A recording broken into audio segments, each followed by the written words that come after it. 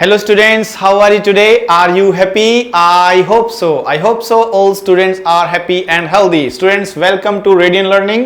मैं कपिल गिरधर एक बार फिर से आप सभी स्टूडेंट का इस Radiant Learning YouTube चैनल पर स्वागत करता हूं। डियर स्टूडेंट्स, जैसा कि आप जानते हैं अभिनंदन बैच में हमने टेंस की सीरीज जो स्टार्ट की है अभी, और टेंस में हमने लास्ट क्लास तक कॉन्टिन्यूअस टेंस कंप्लीट किए थे, जिसमें फ्यूचर इंडेफिनिट पेंडिंग था, जो कि इतना इंपॉर्टेंट नहीं है, उसको हम बाद में करेंगे।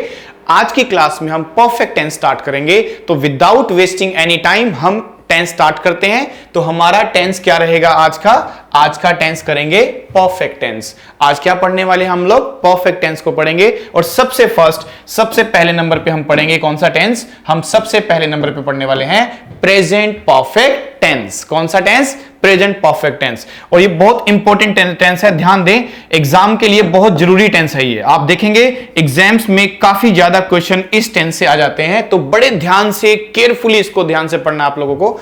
देखो, तो अब ध्यान दें, तो ये टेंस का नाम हम क्या रख रहे हैं? Present perfect tense. इसका नाम रखा है प्रेजेंट परफेक्ट टेंस। और परफेक्ट का मतलब क्या होता है? परफेक्ट का मतलब होता है कंप्लीट होना। क्या होना? कंप्लीट होना। तो कह सकते हैं कि जब किसी एक्शन में आपको कंप्लीटनेस का सेंस आता है, कंप्लीटनेस ऑफ एक्शन का सेंस आता है कि एक्शन कंप्लीट हो रहा है उसमें। देखो, अगर कोई काम लगातार चल रहा है तो लास्ट क्लास में पढ़ा था कॉन्टिन्यूअस होता है, लेकिन अगर कोई टेंस आप देख रहे हो कि कोई सेंटेंस कंप्लीट हो रहा है, तो कंप्लीट का सेंस, कंप्लीटनेस ऑफ टेंस कौन सा होता है? हमारा परफेक्ट होता है। तो परफेक्ट का मतलब कंप्लीट हो गया। ओके, और इसको यूज करना है अगर आपको, तो आप ध्यान दें, जहां जहां परफेक्ट टेंस होगा वहां वहां वर्ब की कौन सी फॉर्म यूज की जाती है माय डियर स्टूडेंट्स? वर्ब की थर्ड फॉर्म। देखो, फर्स्ट फॉर्म को यूज किया था इंडेफिनिट में, सेकंड फॉर्म को पास्ट इंडेफिनिट में, और हमने आईएनजी फॉर्म को कब यूज किया? कॉन्टिन्यूअस के लिए। लेकिन आज सीखना है आपको परफेक्ट टेंस, और परफेक्ट टेंस में हमेशा कौन सी फॉर्म यूज की जाती है? वर्ब की थर्ड फॉर्म। तो कौन सी फॉर्म यूज करेंगे? थर्ड फॉर्म यूज करेंगे। तो आप जानना चाहेंगे कि सर इसका एक पूरा स्ट्रक्चर क्या होगा, इसकी फॉर्मेशन क्या होगी? तो सबसे पहले लिखते हैं इसकी एक प्यारी सी फॉर्मेशन। इसका स्ट्रक्चर क्या होगा? तो सबसे पहले ध्यान दे बड़े से अच्छे से कि अब सबसे पहले यूज करेंगे एक सब्जेक्ट को। सब्जेक्ट के बाद आपको यूज कर लेना है हैज और हैव। हैज और हैव, यानी इसकी हेल्पिंग वर्ब एक नहीं, कितनी होती है डियर स्टूडेंट्स? दो हेल्पिंग वर्ब होती है। ध्यान से समझें कि दो हेल्पिंग वर्ब है। उसके बाद आप यूज करेंगे वर्ब की थर्ड फॉर्म, और लास्ट में यूज किया जाता है ऑब्जेक्ट। लास्ट में क्या यूज कर लिया जाता है? ऑब्जेक्ट। तो इस तरह से इसका स्ट्रक्चर बन जाता है। हैज हैव के बाद आप क्या यूज करते हैं my dear student? Third form of verb use करते हैं। अब बच्चे कह रहे सर एक बात बताइए कि हैज और हैव तो दो हेल्पिंग वर्ब है, हमें यह कैसे पता चलेगा कि कब हैज लगाना है और कब हैव? तो इसका आंसर कौन देगा हमें? इसका आंसर मिलेगा सब्जेक्ट से। और आप देखेंगे तो सब्जेक्ट कितने तरह के होते हैं? सब्जेक्ट होते हैं दो तरह के। एक होता है सिंगुलर नाउन, ऐसा सब्जेक्ट जो एक है, singular noun, he, she, it. अगर ये सारे आपके सब्जेक्ट हैं ना, ये सिंगुलर सब्जेक्ट हैं, तो आप इनके साथ याद रखें, सिंगुलर के साथ हमें क्या यूज करना होता है? हैज यूज करना है। हैव यूज नहीं कर सकते आप। हां, अगर आपका सब्जेक्ट कैसा निकलता है? Plural noun, we, they and you. अगर इनमें से आप अपना सब्जेक्ट देखते हो तो डेफिनेटली आपको क्या यूज कर लेना चाहिए? हैव यूज कर लेना चाहिए। दैट मींस अगर सिंगुलर सब्जेक्ट से स्टार्ट किया जाएगा तो हैज लगाना है, प्लूरल सब्जेक्ट से स्टार्ट करोगे तो हैव लगाना है। बच्चे कह रहे सर आई के साथ क्या करेंगे? आई तो हर बार ही प्रॉब्लम क्रिएट करता था। तो आप ध्यान रखें, आई के साथ भी हमें क्या यूज करना होता है? हैव यूज करना है। आई हैज नहीं होता है, आई हैव यूज किया जाता है। तो ध्यान दे, हैज और हैव में से एक यूज करना है, और according to the nature of the subject, कि वो सिंगुलर है कि वो प्लूरल है, इस बात का ध्यान रखना है स्टूडेंट्स। Okay dear. और आपने वर्ब की कौन सी फॉर्म यूज कर लेनी है?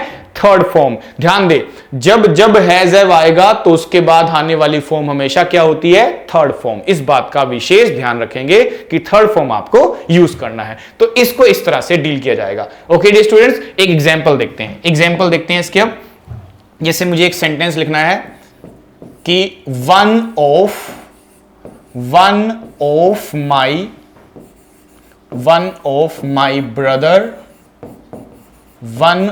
My brother dash left the meeting. इस तरह से मैंने लिख दिया आपके लिए, left the meeting.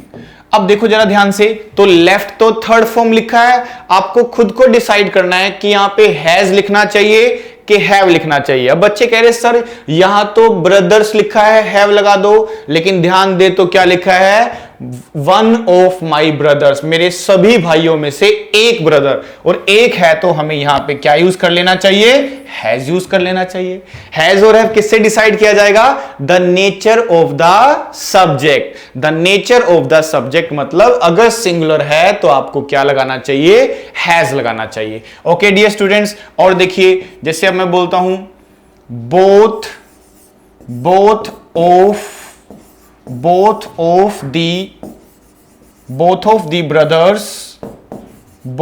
of the brothers dash left the meeting। अब देखिए ध्यान से, इसमें आप देखेंगे तो आपको लगेगा कि इस बार जो है ब्रदर्स भी प्लूरल है और साथ में बोथ भी लिखा हुआ है, और बोथ का मतलब क्या होता था? दो, ट्यू।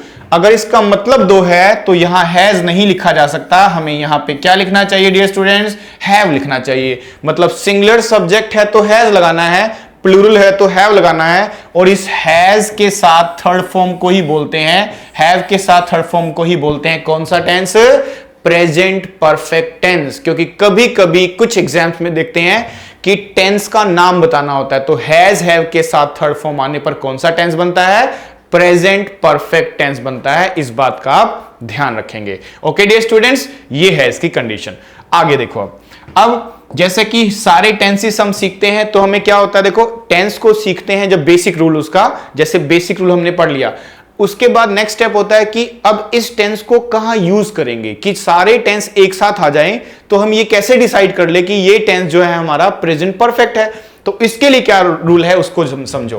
तो what is the motive of present perfect? तो आप ध्यान दे, सबसे पहला पॉइंट आप लोग कंफ्यूज कहां हो जाते हो? देखो कंफ्यूज आप इस तरह से हो जाते हो, जैसे एक स्टेटमेंट लिखी हुई है कि आई डैश कंप्लीट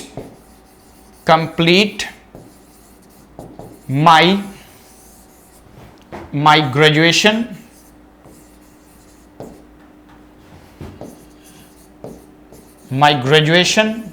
इन 2012। इस तरह से सेंटेंस लिखा हुआ है। अब जरा देख के बताइए, क्या यहां मुझे आई हैव कंप्लीटेड लिखना चाहिए कि आई कंप्लीटेड लिखना चाहिए, कि आई हैव कंप्लीटेड माई ग्रेजुएशन या I completed my graduation in 2012? तो आप बताएं कौन सा होना चाहिए? अब यहां कंफ्यूजन हो जाता है बच्चों को, बहुत कंफ्यूजन होता है, क्योंकि आप तो देखो राइटर को पता है कि यहां कंफ्यूजन है प्रेजेंट परफेक्ट टेंस में, तो वो कोशिश करेगा कि इसको किसी और टेंस से लिंक बना दे। जैसे इसका लिंक जनरली बनाया जाता है किससे? पास्ट इंडेफिनिट से। पास्ट इंडेफिनिट को और इस टेंस को आपस में एक तरह से कंफ्यूजन क्रिएट करने के लिए एक साथ लिखा जाता है। जैसे एग्जाम में लिखा जाएगा आई हैव कंप्लीटेड, जो कि पढ़ने में आपको गलत बिल्कुल भी नहीं लगेगा, आपको लगेगा बिल्कुल सही लिखा है, आई have completed my graduation in 2012। देखो जब कभी आपने कोई देखा हो कि किसी को इंटरव्यू लिया जा रहा है, आपने सुना हो, देखा हो, तो उसमें पहला क्वेश्चन इंटरव्यूअर क्या पूछता था हमसे कि could you describe yourself in a few words, या tell me something about yourself. हम लोग क्या बोलते थे? Yes sir, I have completed blah blah things in that particular year. अब देखो आई हैव कंप्लीटेड बोलते थे हम लोग, I have completed blah blah things in that particular year, यानी हम साल का नाम भी बताते थे कब किया है। देखो अगर मैं इतना बोलता हूं आई हैव कंप्लीटेड माई ग्रेजुएशन, यहां तक तो सही है, कोई प्रॉब्लम नहीं है, लेकिन जैसे मैं बोलता हूं इन 2012, जैसे ही टाइम बता दिया ना तो वो हम प्रेजेंट परफेक्ट में नहीं बना सकते, उसको हमने सीखा था पास्ट इंडेफिनिट में। तो यहां देखो क्या लिखा है, इन 2012 पास्ट का टाइम लिखा है, इसीलिए हैव लगाना गलत होगा, इसको बनाना चाहिए I completed my graduation in 2012 होना चाहिए। ओके डियर स्टूडेंट, ये खास बात है इस टेंस की, इसी को आपने संभालना है आज की क्लास में। जरा देखो, अब देखो, तो मैं आपको बताना चाहता हूं कि कहां इसको यूज करेंगे, तो आप ध्यान देना। इस टेंस को एक टेंस का नाम दिया जाता है जिसको बोलते हैं रीसेंट पास्ट। इसको क्या नाम दिया जाता है my dear student? Recent past. Recent past का मतलब ये पास्ट तो है, पर कितना पास्ट है? बहुत ज्यादा पास्ट नहीं है, अभी अभी हुआ है, अभी अभी हुआ है, थोड़ी देर पहले हुआ है, कुछ समय पहले हुआ है। आप ध्यान दें, रीसेंट पास्ट का मतलब ज्यादा पुराना नहीं है, अभी अभी हुआ है। अब इस चीज को प्रैक्टिकल समझना है आपको। जैसे सपोज करो, आप देखते हैं कि मान लो कोई बच्चा है और उसकी लड़ाई हो जाती है, और लड़ाई में उसकी शर्ट फट जाती है। शर्ट फटने के बाद अपनी मम्मी को जाके बोलता है, देखो मम्मी, उसने मेरी शर्ट फाड़ दी है। बताओ ये कौन सा टेंस माना जाएगा?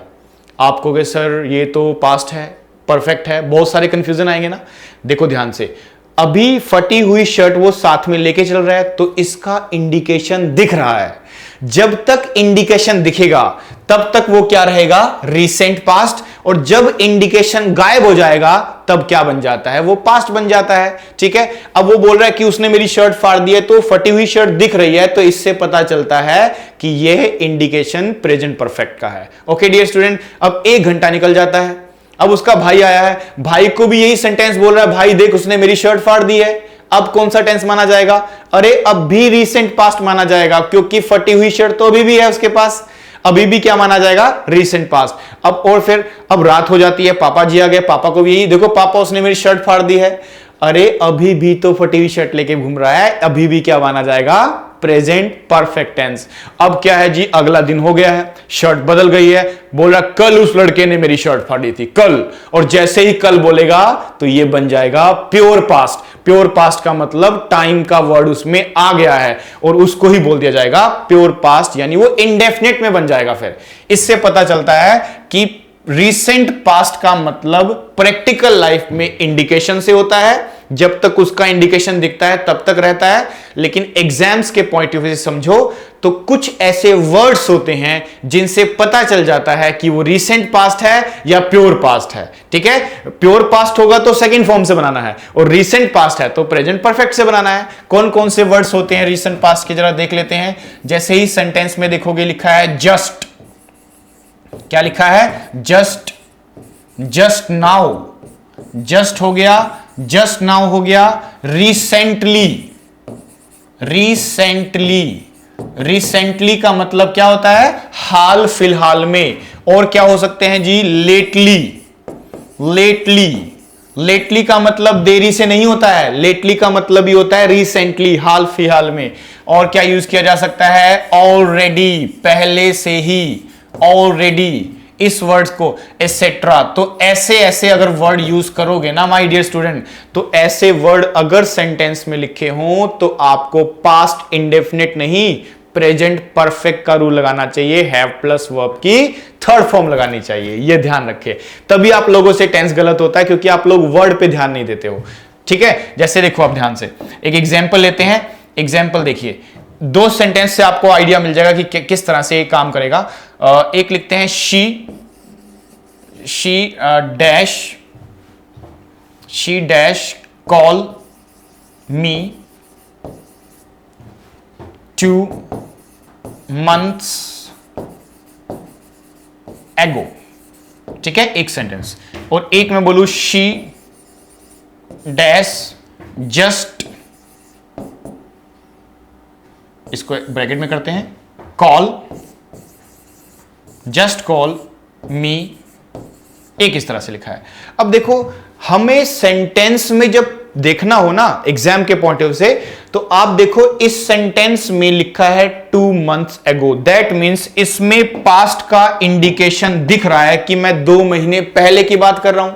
अगर टाइम वाला वर्ड लिखा है ना, चाहे भले वो 1 सेकंड पहले का ही है, तो वो पास्ट बन जाता है। और ये पास्ट होने की वजह से यहां पे आप हैव नहीं लगा सकते, आपको सिर्फ क्या लगाना चाहिए, कॉल की सेकंड फॉर्म क्या लगाएंगे, कॉल लगा देंगे, ठीक है। लेकिन अगर मैं लिखता हूं शी डैश जस्ट कॉल मी, अब देखो यहां लिखा है जस्ट, जस्ट का मतलब क्या, अभी अभी।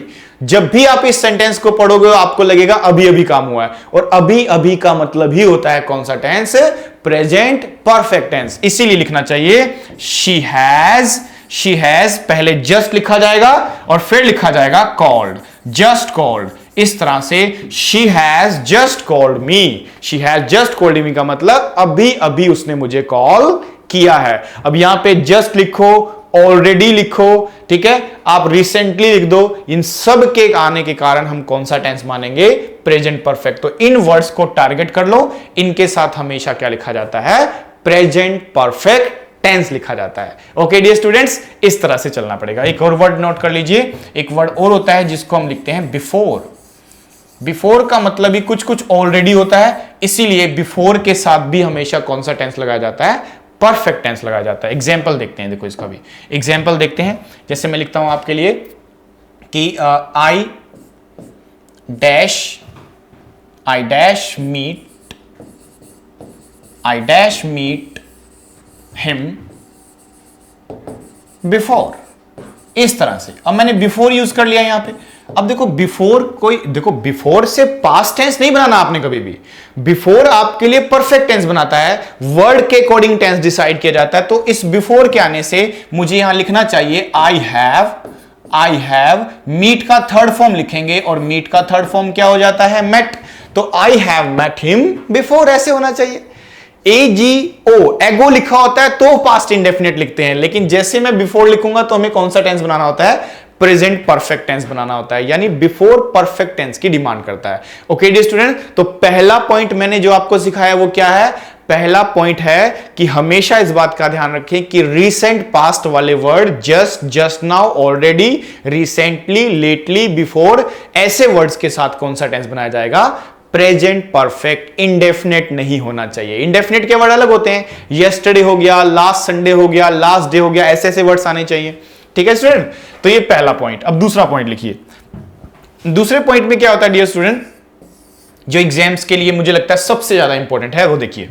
आप ना देखोगे कभी कभी ना एक सेंटेंस में सिंस लिखा होगा, सिंस, और इस सिंस के बारे में जितना कुछ आप जानते हैं वो आप मुझसे शेयर करेंगे। अब सिंस के बारे में क्या जानते हैं, देखो मुझे ऐसा लगता है कि जब सिंस कहीं भी लिखा जाता है ना, तो सिंस के साथ जो टाइम लिखा जाता है वो पास्ट का होता है।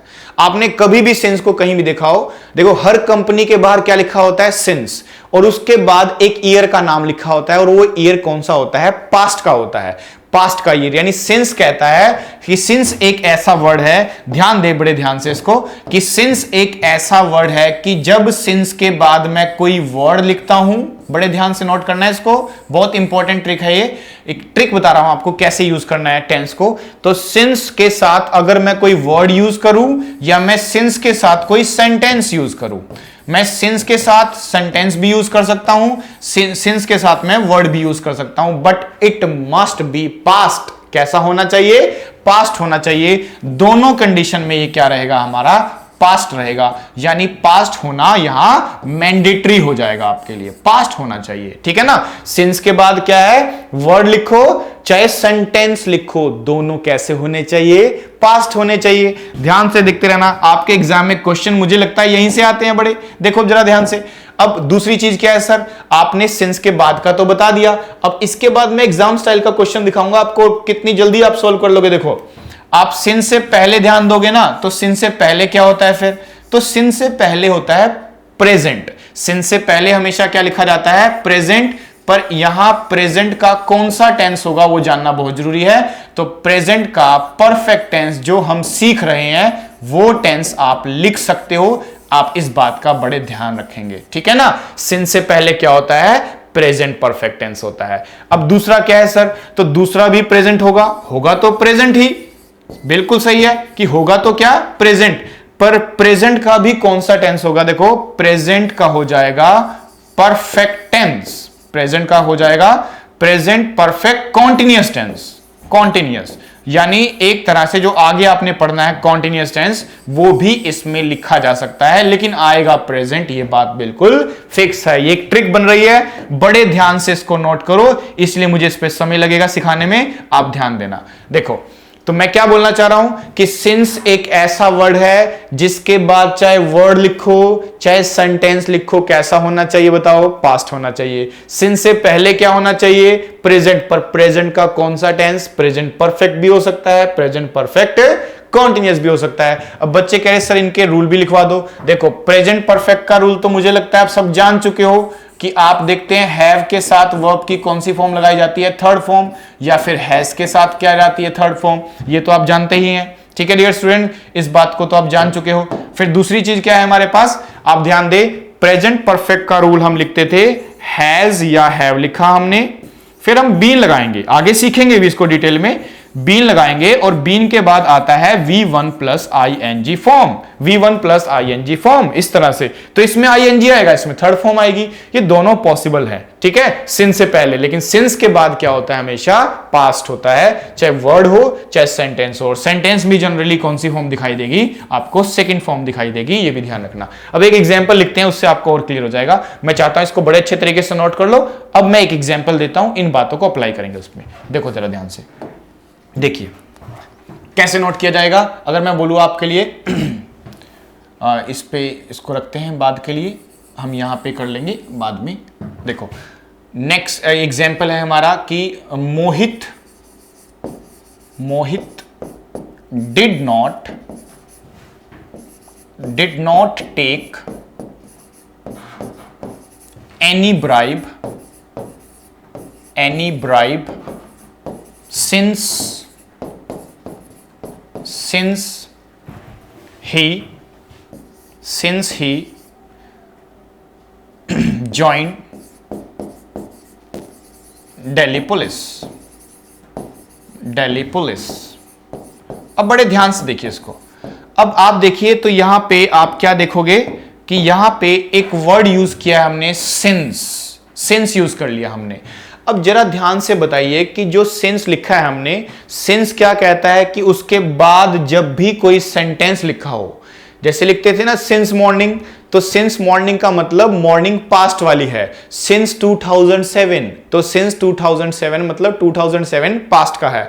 लेकिन अगर मुझे पूरा सेंटेंस लिखना हो तो भी तो पास्ट होना चाहिए। और यहां पे देखो पास्ट का इंडिकेशन क्या लिखा हुआ है? वर्ब की सेकंड फॉर्म लिखा हुआ है। इसका मतलब हुआ सिंस के बाद पास्ट लिखा है, यहां कोई गड़बड़ नहीं है। अगर ये पार्ट्स में डिवाइड होता ना सेंटेंस कि चलो बताओ which part has an error, A में मिस्टेक की गई है या फिर बी में मिस्टेक की गई है या फिर कहीं सी में मिस्टेक है या फिर नो एरर, इसमें तो कोई मिस्टेक है नहीं। इस बात को बताने के लिए आप ध्यान दें क्या करेंगे। आप देखो सिंस के बाद क्या होना चाहिए? पास्ट होना चाहिए, तो पास्ट तो लिखा भी हुआ है, उसमें तो कोई दिक्कत नहीं है।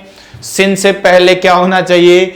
प्रेजेंट होना चाहिए। लिखा क्या है? पास्ट, क्योंकि डिड तो पास्ट का इंडिकेशन है। और इसको आप करें टिक, यानी एरर कहां मान लिया जाएगा? यहां पे मान लिया जाएगा, ठीक है ना। अगर मुझे कॉमन एरर के क्वेश्चन बताने हैं तो बड़ा आसान सा रूल है कि सिंस से पहले प्रेजेंट होता है, सिंस के बाद पास्ट होता है। कितनी आसानी से पता चल जाएगा, ठीक है। क्योंकि कॉमन एरर वाले क्वेश्चन में थोड़ी ना आपको बोला जाता है कि एक्सप्लेन करो कि क्यों है ऐसा, या उसका ऑप्शन बताओ, उसका सॉल्यूशन बताओ, ऐसा तो नहीं होता है। इसमें तो सॉल्यूशन बताना ही नहीं हमें, इसमें तो सीधे आपने देखा है कि गलत है जी। अब क्यों गलत है, हमें क्या मतलब है, उस बात से कोई मतलब नहीं है। अब देखो, लेकिन एक क्वेश्चन ऐसा भी आ सकता है कि यही इस पार्ट को अंडरलाइन कर दिया जाए इस तरह से। चलो बताओ इसका ऑप्शन क्या होगा, मतलब इसका इंप्रूवमेंट क्या क्या हो सकता है। आपको ऑप्शंस मिलेंगे कि ये हो सकता है, वो हो सकता है, तो आप ध्यान दें। इसीलिए आपको पता होना चाहिए कि इसका सॉल्यूशन होना भी क्या चाहिए। यह भी आपको पता होना चाहिए कि अगर मैं इसका सॉल्यूशन दूं तो इसका सॉल्यूशन क्या होना चाहिए इस जगह पे। तो इसको पता लगाने के लिए क्या देखना है, देखो ध्यान दे। देखो क्योंकि ऑप्शन तो हमारे पास दो हैं, यहां पे दो ऑप्शन दिख रहे हैं आपको। आप ध्यान देना कि जो सेंटेंस आप लिख रहे हो, अगर आपको उसमें दिखाई दिया नॉन एक्शन, क्या दिखाई दिया? Non action. नॉन एक्शन का मतलब होता है कि उसमें तो कोई काम हुआ ही नहीं, कोई काम हुआ ही नहीं, मतलब नॉन एक्शन। और अगर उसमें एक्शन होता है, मान लो उसमें कोई एक्शन हो जाता है, कोई एक्टिविटी हो जाती है, तो डेफिनेटली उस एक्शन को हम क्या बोल देंगे? प्रेजेंट परफेक्ट कॉन्टिन्यूअस टेंस बोल देंगे। भाई एक्शन हुआ है कि नहीं हुआ है वो तो सेंटेंस से पता चलेगा। अब जरा देख लो ध्यान से, अभी पता चल जाएगा आपको। बताओ रिश्वत लेने का काम, क्योंकि बोला क्या है? Mohit did not take any bribe. Bribe मतलब रिश्वत, कि मोहित ने रिश्वत नहीं ली। कब से नहीं ली भाई? Since he join Delhi police, जब से दिल्ली पुलिस ज्वाइन किया है उसने। तो इसका मतलब है कि इसमें रिश्वत लेने का काम नहीं हुआ, नॉन एक्शन। ये क्या बन गया? Non action. और नॉन एक्शन है तो प्रेजेंट परफेक्ट होना चाहिए, और प्रेजेंट परफेक्ट का रूल होता है मोहित के अकॉर्डिंग हैज आएगा, और इस टेक नॉट को नॉट लिखो और टेक का थर्ड फॉर्म टेकन हो जाएगा। इस तरह से बन जाएगा, हैज नॉट टेकन हो जाएगा। ठीक है डियर स्टूडेंट्स, इस तरह से चलना है। तो ये ध्यान रखो ना, मैंने जो बोला है एक्शन के नॉन एक्शन। अगर एक्शन हुआ है तो डेफिनेटली कॉन्टिन्यूअस को प्रेफरेंस दिया जाएगा। अगर लिखा है नॉन एक्शन तो प्रेफरेंस किसको दिया जाएगा? प्रेजेंट परफेक्ट को दिया जाएगा। यही अंतर है इसके अंदर। ओके डियर स्टूडेंट्स, अब बच्चे कह रहे सर एक्शन नहीं हुआ, इसका एग्जांपल दे दिया आपने, एक एग्जांपल दे दो जिसमें एक्शन हुआ हो। चलो उसको भी देख लेते हैं। ठीक है, चलो मैं एक प्रैक्टिकल एग्जांपल दिखाता हूं, कैसे होगा उसका प्रैक्टिकल एग्जांपल। देखो मैं आपके लिए एक सेंटेंस लिखता हूं। सेंटेंस ये है आपका कि माई ब्रदर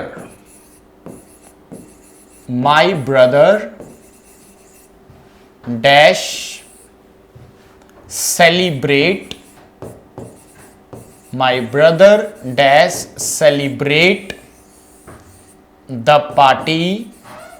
बड़े ध्यान से बनाना है इसको, सिंस का ट्रिक यूज करते हुए, इंपॉर्टेंट ट्रिक पढ़ रहे हैं हम। पार्टी, तो my brother celebrate the party since I dash leave Panipat. Okay dear student, बड़े ध्यान से पढ़ना ये इस तरह से।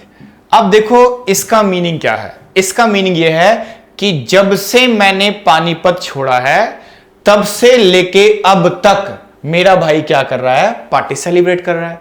अब जरा सोचो, अब इसमें लिखा है सिंस क्या कहेगा आपको? सिंस कहता है कि मेरे बाद तो हमेशा पास्ट आना चाहिए, तो लीव का सेकंड फॉर्म लिखोगे तो क्या हो जाएगा? लेफ्ट होना चाहिए। तो क्या बन गया? सिंस आई लेफ्ट पानीपत, ऐसे होना चाहिए। दूसरी चीज, सिंस से पहले क्या होना चाहिए? जी सिंस से पहले प्रेजेंट होना चाहिए, पर प्रेजेंट का कौन सा टेंस होना चाहिए? तो प्रेजेंट परफेक्ट भी हो सकता है, प्रेजेंट परफेक्ट कॉन्टिन्यूअस भी हो सकता है, दोनों पॉसिबल है बिल्कुल। अब देखो एक्शन हुआ है कि नहीं? तो बच्चे कह रहे इस बार तो एक्शन हुआ है, और एक्शन हुआ है तो कौन सा टेंस होगा? प्रेजेंट परफेक्ट कॉन्टिन्यूअस, और कॉन्टिन्यूअस का रूल है हैज बीन आईएनजी। इसीलिए इसका आंसर लिखना चाहिए हमें लिखना चाहिए माई ब्रदर हैज बीन, और अब आईएनजी लगाएंगे तो हो जाएगा सेलिब्रेट से बनेगा सेलिब्रेटिंग। इस तरह से बनाना चाहिए आपको, ठीक है ना? मुश्किल थोड़ी ना है। आप देखो ध्यान से कि एक्शन हुआ है कि नहीं हुआ है। आप कहेंगे सर एक्शन तो हुआ है, my brother has been celebrating the party since I left Panipat. भूल गए वो दिन जब आपको सिखाया जाता था कि सिंस और फॉर अगर हो तो परफेक्ट कॉन्टिन्यूअस टेंस लगाना चाहिए। तो वहीं का एक पॉइंट अब निकल के आ गया, क्योंकि सिंस भी तो क्या कहता है? सिंस के बाद पास्ट होता है और उससे पहले होता है प्रेजेंट। अब बच्चे कह रहे सर अगर सेंटेंस को घुमा दिया जाए तब क्या होगा? एक एग्जांपल उसका भी देख लेते हैं। देखो जरा, अगर मैं लिखता हूं सिंस, बड़े ध्यान से सीखना क्योंकि इस पे मैं ज्यादा ध्यान दे रहा हूं, क्योंकि एग्जाम्स में आता है, इसीलिए ज्यादा ध्यान दे रहा हूं, क्योंकि मुझे पता है यहां से क्वेश्चन आ जाता है एग्जाम में। तो इसीलिए ध्यान से जितने एक्सपेरिमेंट हो सकते हैं मैं सब कर रहा हूं आपके लिए। सिंस, अगर मैं लिखता हूं since Rahul left the city comma nobody dash see him। इस तरह से चलना है अब आपको, ठीक है जी। अब देखो, अब ऐसा क्वेश्चन फिर से लिखा गया आपके सामने, तो बात तो अभी भी वही है, बात अभी भी हुई है। देखो सिंस का है कंजंक्शन होती है, और कंजंक्शन या तो हम दो सेंटेंस के बीच में लिखते हैं, या हम कंजंक्शन कहां लिखते हैं, हम कंजंक्शन पहले नंबर पे भी लिख सकते हैं। ये ध्यान रखें आप, सिंस को पहले नंबर पे भी लिखा जा सकता है, सिंस को मैं बीच में भी, अगर मैं चाहूं तो टर्न कर दूं, सेंटेंस को उल्टा कर दूं, तो डेफिनेटली सिंस आगे आ जाएगा, बीच में चला जाएगा। अब देखो हमारा टारगेट क्या होना चाहिए, सिंस कहां पे है, देखो यहां सिंस लगा हुआ है, तो सिंस के बाद क्या है ये ध्यान रखें आप, सिंस के बाद होना चाहिए पास्ट, और सेकेंड फॉर्म लिखी भी है यहां, इसका मतलब यहां तो कोई गड़बड़ नहीं है, गड़बड़ वहां होगी अगर होगी तो।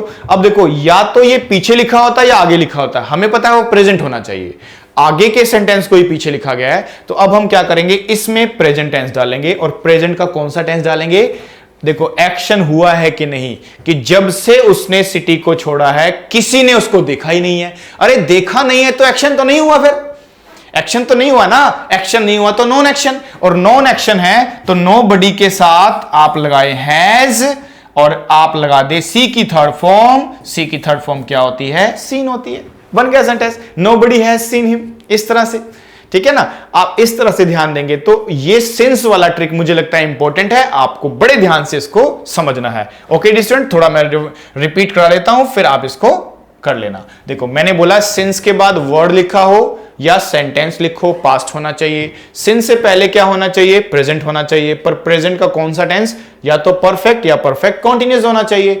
अब परफेक्ट कब, जब नॉन एक्शन है, एक्शन नहीं हुआ, और अगर आप देखें एक्शन हुआ है तो हम कौन सा लगा सकते हैं, ऑन गोइंग प्रोसेस दिखाने के लिए कॉन्टिन्यूअस टेंस लगा सकते हैं। ओके डियर स्टूडेंट्स, चलो ये इसका दूसरा स्टेप हो गया। अब लास्ट स्टेप करते हैं इस टेंस का, और कहां आप कैसे कैसे इसको यूज करेंगे। ओके डियर स्टूडेंट, आगे देखिए। अब आगे देखिए ना, कभी कभी क्या होता है कि कुछ वर्ड याद कर लेने आपको, जैसे एक वर्ड होता है येट, एक वर्ड क्या होता है हमारा येट, और एक वर्ड होता है हमारा सोफार, सोफार, येट हो गया, सोफार हो गया, बाय नाउ हो गया, बाय नाउ, बाय नाउ। अब इन वर्ड्स के आने से, इन वर्ड्स के आने से, अब इनका मीनिंग हिंदी में क्या निकालते थे हम लोग, इनका मीनिंग होता था या तो अभी तक होता था इनका मीनिंग, या फिर होता था अब तक, अब तक या फिर अभी तक, इनका मीनिंग ये बनता है अब तक या अभी तक। येट बोलो, सोफार बोलो, या फिर बाय नाउ बोलो, इनका मीनिंग क्या होता है, अब तक या फिर अभी तक होता है। अब बड़े ध्यान से देखना स्टूडेंट कि इनके साथ भी टेंस फिक्स होता है, और एग्जाम में किस तरह से क्वेश्चन आता है, देखो कि she did not, she did not attend, she did not attend, she did not attend my class, my class, और आगे लिख दिया जाता है yet, इस तरह से लिख दिया जाएगा। अब जरा देखो, she did not attend my class yet, पढ़ने में बिल्कुल प्रॉब्लम नहीं लगेगी। अरे पढ़ने में तो सही लग रहा है कि उसने मेरी क्लास अटेंड नहीं की, पास्ट की बात चल रही है, ऐसा नहीं होगा। येट, सोफार, बाय नाउ, जब इनको लिखा जाता है तो कुछ कंडीशन फॉलो करनी होती है। वो कौन कौन सी कंडीशन होती है जरा ध्यान दे। जनरली ऐसा होगा, देखो जनरली क्या होगा कि जैसे मैं इन वर्ड्स को यूज करता हूं तो इनकी पोजीशन कहां होनी चाहिए, लास्ट में, यानी इनको कहां रखा जाता है, वर्ब के बाद, जो भी वर्ब यूज कर रहे हो उसके बाद इनको लिखा जाना चाहिए, चाहे यहां लिखो चाहे लास्ट में लिखो, लेकिन वर्ब के बाद होना चाहिए। दूसरी चीज कि जब आप इसके साथ यूज करते हो तो जनरली देखा जाता है कि ज्यादा चांस होते हैं नेगेटिव, पर कभी कभी ऐसा भी हो सकता है कि इंटेरोगेटिव यानी क्वेश्चन वाला सेंटेंस भी देखने को मिल जाता है। तो sentence must be negative, negative होना चाहिए सेंटेंस। और उसके बाद होता है थर्ड पॉइंट जिसको बोलते हैं टेंस, और टेंस हमेशा कौन सा रखा जाता है, हैज, हैव के साथ वर्ब की थर्ड फॉर्म, यानी इनके साथ जो टेंस रखा जाता है वो कौन सा होता है, हैज, हैव के साथ थर्ड फॉर्म लिखी जाती है। अब जरा देखो मैं तीनों कंडीशन को देखता हूं, and all condition must be satisfied, always remember this. इनके साथ हमेशा ये सारी कंडीशन आपको ध्यान देनी है। देखो जरा, she did not attend my class yet लिखा है, तो देखो सेंटेंस तो नेगेटिव भी है, येट की पोजीशन लास्ट में भी लिखी है, लेकिन गड़बड़ कहां हो गई, टेंस में गड़बड़ कर दी है, टेंस गलत हो गया। हमें लिखना कौन सा चाहिए था, has, have plus third form, इसीलिए डिड नॉट अटेंड तो नहीं आएगा, पर हमें शी के अकॉर्डिंग क्या लिखना चाहिए, हैज, और नॉट लगाते हुए हैज नॉट अटेंड से बन जाएगा अटेंडेड। क्या बन जाएगा, अटेंडेड। इस तरह से चलना पड़ेगा आपको। तो she has not attended my class yet, ये एक सही तरीका है लिखने का। ओके डियर स्टूडेंट्स, तो इसको भी आप थर्ड रूप में यानी कि थर्ड पॉइंट बनाते हुए आप इसको ध्यान रखना, येट, सो फार, बाय, इनके साथ इनकी पोजीशन लास्ट में रखी जाएगी। सेंटेंस कैसा रखना पड़ता है, नेगेटिव इंटरोगेटिव होता है, और आप जब भी आप देखें तो इनके साथ टेंस कौन सा बनाया जाता है, प्रेजेंट परफेक्ट टेंस बनाया जाता है। एक एग्जांपल और देखते हैं, एक और देखते हैं। चलो देखो, अगर मैं बोलूं माई ब्रदर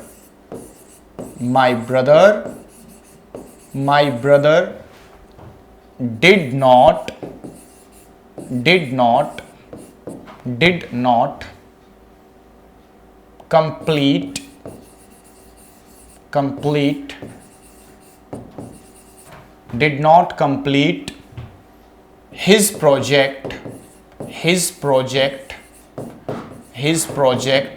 by now, ठीक है, बाय नाउ, इस तरह से बाय नाउ लास्ट में लिख दिया हमने। अब देखो, मैं बोलना चाह रहा हूं कि मेरे भाई ने अभी तक अपना प्रोजेक्ट कंप्लीट नहीं किया है। अब देखा जाए तो डिड नॉट कंप्लीट पढ़ने में कोई प्रॉब्लम नहीं लगेगी, देखो पढ़ने में सही लगेगा आपको, ठीक है ना, स्पीकिंग पर्पस से बोल भी देते हैं और सही लगता भी है पढ़ने में, लेकिन आप ध्यान दें कि आप कौन सा वर्ड यूज कर रहे हो, आप कैसे डिसाइड करो। देखो हमें ध्यान रखना है कि टाइम वाले वर्ड ही डिसाइड करते हैं टेंस कौन सा लगाना है, तो इसीलिए ये डिड नॉट कंप्लीट तो नहीं होगा, क्योंकि बाय नाउ लिखा हुआ है। अगर सो फार लिखा हो, बाय नाउ लिखा हो, येट लिखा हो, तो हम माई ब्रदर को सिंगुलर मानते हुए हैज लगाएंगे। नॉट और आगे कंप्लीट नहीं होगा, कंप्लीट की थर्ड फॉर्म लिखनी होगी, आप लिखेंगे कंप्लीटेड। ऐसे बनाना चाहिए डियर स्टूडेंट, ये ध्यान रखना है आपको, ठीक है डियर स्टूडेंट। ये बातें ध्यान रखते हैं परफेक्ट टेंस की। तो परफेक्ट एक इंपॉर्टेंट टेंस बनता है हमारा। पहला तो टारगेट होना चाहिए कि एक स्टूडेंट को ध्यान रखना है कि आप ध्यान क्या रखेंगे, कि आप ये ध्यान रखेंगे कि आपको बेसिक टेंस का रूल पढ़ना चाहिए कि हैज हैव के बाद थर्ड फॉर्म आनी चाहिए। और बेसिक टेंस क्या कहता है कि सिंगुलर सब्जेक्ट होगा तो हैज लगाएंगे, प्लूरल सब्जेक्ट होगा तो हैव लगाएंगे, उसके बाद थर्ड फॉर्म। अरे कभी कभी तो ये लॉजिक तो बाद की बातें हैं, बड़ा आसान सा क्वेश्चन एग्जाम में लिखा होता है इस तरह से, देखो द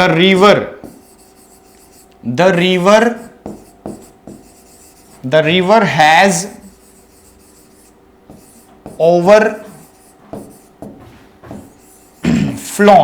इस तरह से, ठीक है। या फिर बोलूं, एक ये हो गया, she has took the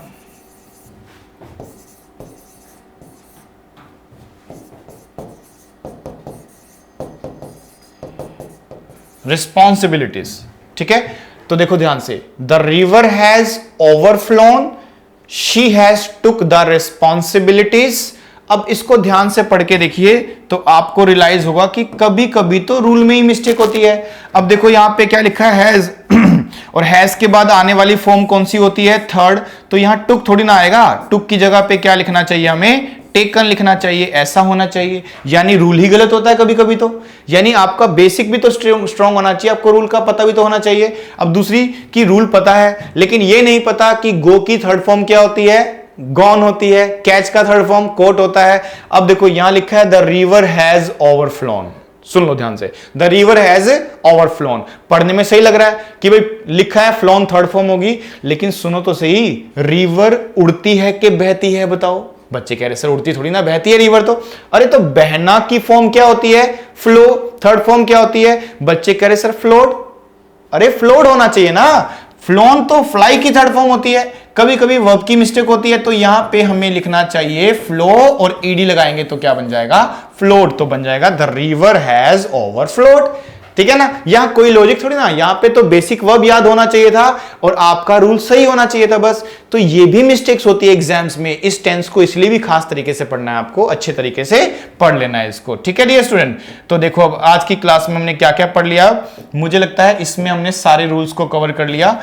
इस रूल को बेसिक पढ़ लिया ना, बेसिक रूल के बाद हमने क्या पढ़ लिया कि कहां इसको यूज करना है। तो पहला पॉइंट, जो पहला पॉइंट था वो रीसेंट पास्ट का था। रीसेंट पास्ट का मतलब क्या था, रीसेंट पास्ट का मतलब होता है कि ऐसा पास्ट जो अभी अभी हुआ है, कुछ समय पहले हुआ है, ज्यादा पुराना नहीं है। लेकिन इस चीज को एग्जाम में कैसे देखते हैं कि कुछ वर्ड्स के थ्रू पता चलता है। कौन कौन से वर्ड्स होते हैं? जस्ट होता है, just now, recently, lately, already. इन वर्ड्स को अगर मैं सेंटेंस में यूज करूं तो मुझे कौन सा टेंस यूज करना चाहिए? Present perfect. ये तो पहला पॉइंट हो गया। दूसरा पॉइंट क्या था? सिंस वाला वर्ड। सिंस कहता है मेरे बाद पास्ट, मेरे से पहले प्रेजेंट होता है, इनकी कंडीशन को ध्यान रखना। दूसरा पॉइंट। तीसरा पॉइंट क्या है हमारे पास? कि कुछ वर्ड्स हैं हमारे पास। कुछ वर्ड्स कौन कौन से हैं? तो देखो जरा ध्यान से, कौन कौन से वर्ड्स हो गए? सॉरी, ये वाले देखो, येट हो गया, सो फार हो गया, बाय नाउ हो गया। अगर मैं इन वर्ड्स को टारगेट करूं तो इनकी पोजीशन सेंटेंस में लास्ट में होनी चाहिए, सेंटेंस नेगेटिव होना चाहिए, इंटेरोगेटिव होना चाहिए। और आप देखिए टेंस हमेशा प्रेजेंट परफेक्ट होता है। लिखा क्या मिलेगा? इंडेफिनिट। गलत होता है वो, आप ध्यान रखेंगे। तो ये सभी कंडीशंस को ध्यान रखेंगे तो आपका क्वेश्चन गलत नहीं होता। किसी भी बुक में से अब उठा के देखना, किसी भी बुक में से ज्यादातर देखोगे ना जहां प्रेजेंट परफेक्ट के क्वेश्चन होंगे ना, तो राइटर ने क्या किया होगा?